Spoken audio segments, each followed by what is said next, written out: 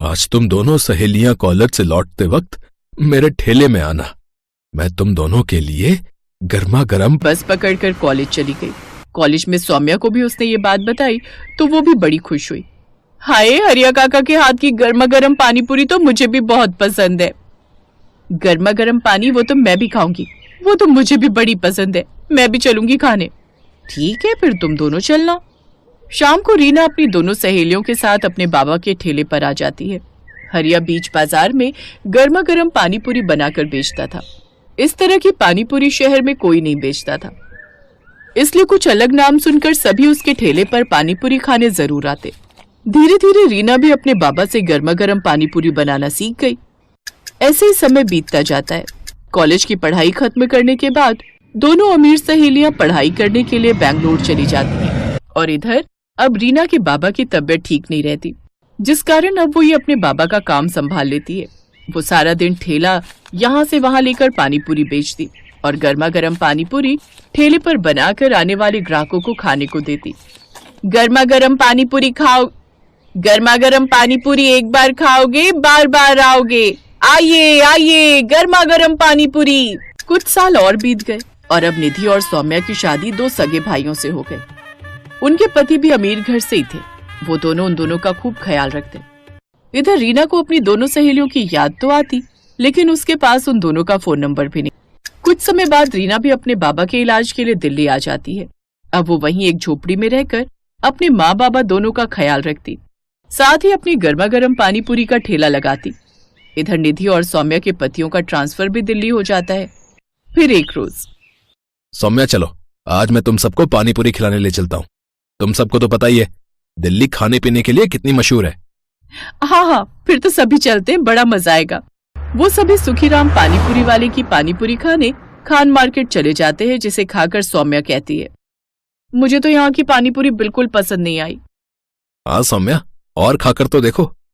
सौम्या बिल्कुल ठीक कह रही है, वो स्वाद नहीं है इसमें, हमें नहीं खानी और पानी पूरी। पानी पूरी तो हरिया काका और हमारी दोस्त रीना बनाती है, लेकिन पता नहीं अब वो कहाँ है। कमाल है, इतनी बढ़िया तो है। खैर, मैं तो एक प्लेट और खाऊंगी। ऐसे ही समय बीतता है। फिर एक रोज, यार निधि पता नहीं अपनी दोस्त रीना कहाँ होगी, कैसी होगी। कॉलेज छोड़ने के बाद उससे कभी मिलना ही नहीं हुआ। हाँ यार, मुझे भी उसकी बड़ी याद आती है। एक बार जब कानपुर गई थी अपनी कजिन की शादी में तो उसके घर भी गई थी, लेकिन वहां ताला लगा हुआ था। काश वो हमें फिर मिल जाए। ऐसे ही समय बीता। एक रोज सौम्या का पति अंकित, सौम्या कल मेरे ऑफिस के एक क्लाइंट की शादी है, तुम सबको भी वहां चलना है। हाँ, इसीलिए तुम दोनों भी रेडी हो जाना, और माँ और प्रीति भी साथ चलेगी। उसने बार बार रिक्वेस्ट की है कि सबको पार्टी में साथ लाएं। अच्छा ठीक है, हम सब तैयार रहेंगे। निधि तू वो पल्स मेकओवर वाले को अभी से बुक कर ले।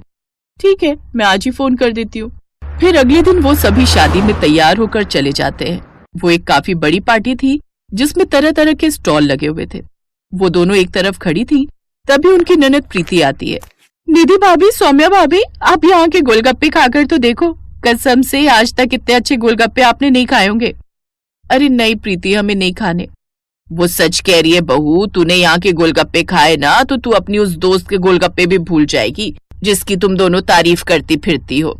निधि और सौम्या दोनों उस पानीपुरी के स्टॉल पर जाती हैं जहाँ वो खाती हैं गर्मा गर्म पानीपुरी। अरे ये गर्मा गर्म पानीपुरी, इनका स्वाद तो बिल्कुल ऐसा है जैसे अपनी रीना के बाबा बनाते थे, और रीना भी। अरे भैया, ये गोलगप्पे किसने बनाए? बहन जी, ये तो अंदर एक मैडम बनाती जा रही है और इस स्टॉल पर हम बेच रहे हैं। ये तो वही गोलगप्पे हैं। जल्दी चल सौम्या।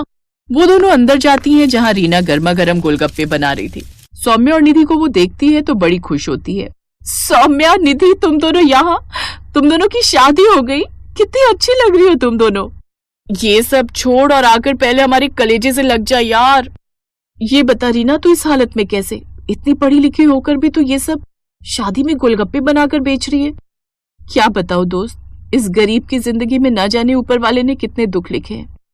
कॉलेज खत्म होने के बाद अचानक बाबा की तबीयत खराब रहने लगी, इसलिए घर खर्च चलाने के लिए मैं पानीपुरी बनाकर बेचने लगी। फिर बाबा के इलाज के लिए मैं उन्हें दिल्ली ले आई, लेकिन एक रोज अचानक उनकी मौत हो गई।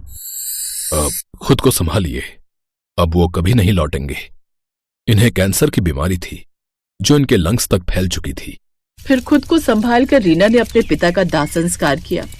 लेकिन पिता के जाने के बाद उसकी माँ भी सदमे में चली गई और उन्होंने भी बिस्तर पकड़ लिया। और फिर एक रोज, मेरी बच्ची, मेरे अलावा तेरा इस दुनिया में है ही कौन? अगर तेरे हाथ पीले हो जाते तो मैं बेफिक्र होकर मर सकती थी। नहीं माँ, मैं बड़े से बड़े अस्पताल में तेरा इलाज कराऊंगी। रीना ने दिन रात पैसे जमा किए थे। उसके पास जो भी थोड़ी बहुत जमा पूंजी थी वो सब माँ के इलाज में खत्म हो गई। साथ ही कुछ पैसा कर्ज पर उठाती है, लेकिन वो भी खत्म हो जाता है। और इन सब के बाद भी वो अपनी माँ को नहीं बचा पाई। तू भी मुझे छोड़कर चली गई माँ, अब मैं अनाथ हो गई। मैं किसके भरोसे रहूंगी? अब मैं थकी हारी काम से आऊंगी तो कौन मेरे सर पर प्यार से हाथ फेरेगा माँ? कौन? उस दिन के बाद मैं अकेली दिल्ली की सड़कों पर गर्मा गर्म पानी पूरी बनाकर बेचने लगी और अपना पेट पालने लगी और शादी ब्याह के ऑर्डर भी लेने लगी। तू मत रो रीना, अब तू अकेली नहीं है। तेरे पास तेरी ये 2 सहेलियां हैं, यानी कि बहनें। अब से हम तेरा खूब ख्याल रखेंगे। हाँ चलो, तुम्हें सबसे पहले अपने ससुराल वालों से मिलवाते हैं। वो दोनों रीना को अपने ससुराल वालों से मिलवाती हैं और सारी बात बताती हैं।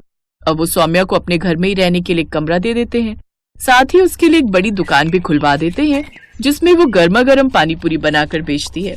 अब उसका काम और भी अच्छा चलने लगता है और कुछ ही दिनों में वो खुद का रेस्टोरेंट खोल लेती है। फिर कुछ समय बाद अंकित के एक दोस्त को रीना पसंद आ जाती है और वो उससे शादी कर लेता है और अब रीना भी खुशी खुशी अपनी जिंदगी जीती है।